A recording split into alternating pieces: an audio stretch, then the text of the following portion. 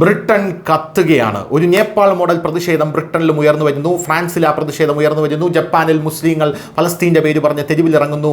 വലിയ രീതിയിലുള്ള ഒരു അനാർക്കിസം ഈ ലോക രാജ്യങ്ങളെല്ലാം നടക്കുന്നു എന്നുള്ളത് ഒരു പച്ച പരമാർത്ഥമാണ്. ഇപ്പോഴിതാ ബ്രിട്ടനിലെ കെയർ സ്റ്റാർമർ സർക്കാരിനെ മറിച്ചിടാനുള്ള നീക്കങ്ങളാണ് അവിടെയുള്ള തീവ്ര വലതുപക്ഷ പാർട്ടികൾ നടത്തുന്നത്.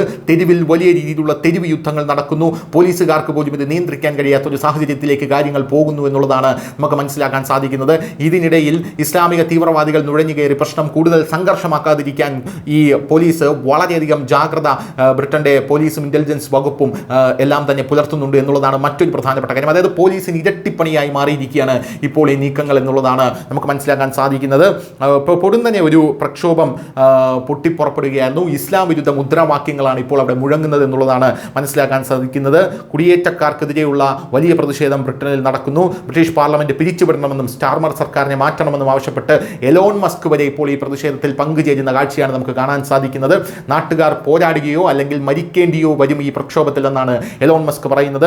ബ്രിട്ടനിലെ വിവാദ തീവ്ര വലതുപക്ഷ നേതാവ് ടോമി റോബിൻസൺ ശനിയാഴ്ച ഒരു വലിയ റാലിയാണ് സംഘടിപ്പിച്ചത്. യൂറോപ്യൻ ബ്രിട്ടീഷ് പതാകകളും സെന്റ് ജോർജ് കുരിശും വഹിച്ചുകൊണ്ട് 100,000-ലധികം ആളുകളാണ് പ്രകടനം നടത്തിയത്. നമ്മുടെ രാജ്യത്തെ നമുക്ക് തിരികെ വേണമെന്നാണ് ഇവർ പറയുന്നത്. അനധികൃത കുടിയേറ്റക്കാരെ നാടുകടത്തുക തുടങ്ങിയ മുദ്രാവാക്യങ്ങൾ അവർ മുഴക്കി. ഇസ്ലാം വിരുദ്ധ മുദ്രാവാക്യങ്ങളും അവർ ഉയർത്തി. റാലി സംഘടിപ്പിച്ച ടോമി റോബിൻസൺ ഈ വർഷമാണ് ജയിൽ മോചിതനായതെന്നുള്ളതാണ് വേറൊരു കാര്യം.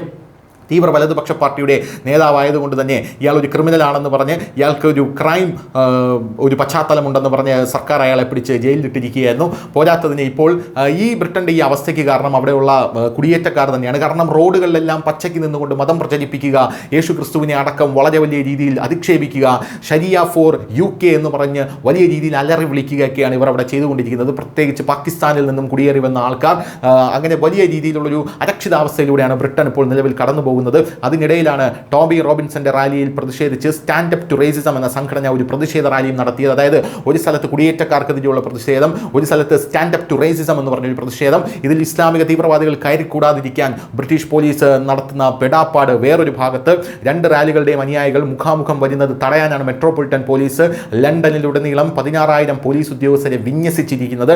പകൽ സമയത്ത് പ്രകടനങ്ങൾ ഏറെക്കുറെ സമാധാനപരമായിരിക്കും. എന്നാൽ ഉച്ച കഴിഞ്ഞ് കടുത്ത അനുയായികളുടെ ഒരു ചെറിയ സംഘം പെട്ടെന്ന് പോലീസ് ഉദ്യോഗസ്ഥരുമായി ഏറ്റുമുട്ടുകയും അവർക്കെതിരെ കുപ്പികൾ എറിയുകയും 26 പോലീസ് ഉദ്യോഗസ്ഥർക്ക് പരിക്കേൽക്കുകയും ചെയ്തു.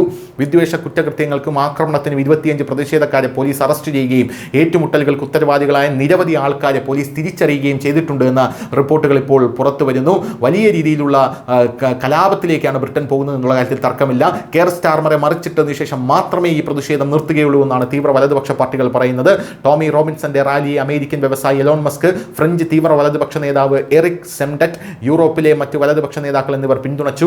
എലോൺ മസ്ക് റാലിയിൽ വെർച്വലായി പങ്കെടുത്തു. രാജ്യത്ത് ആവിഷ്കാര സ്വാതന്ത്ര്യത്തിനും ബ്രിട്ടീഷ് സംസ്കാരവും സ്വത്വവും സംരക്ഷിക്കപ്പെടുന്നതിനും വേണ്ടി കെയർ സ്റ്റാർമർ സർക്കാർ അനധികൃത കുടിയേറ്റക്കാരെ ബ്രിട്ടനിൽ പ്രവേശിക്കുന്നത് തടയണമെന്നാണ് പ്രകടനക്കാർ ആവശ്യപ്പെടുന്നത്.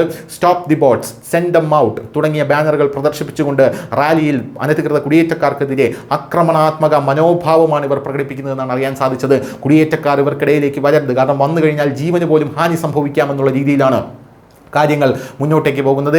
ഈ സാഹചര്യം ഇന്ത്യ സസൂക്ഷ്മം നിരീക്ഷിക്കുകയാണ്.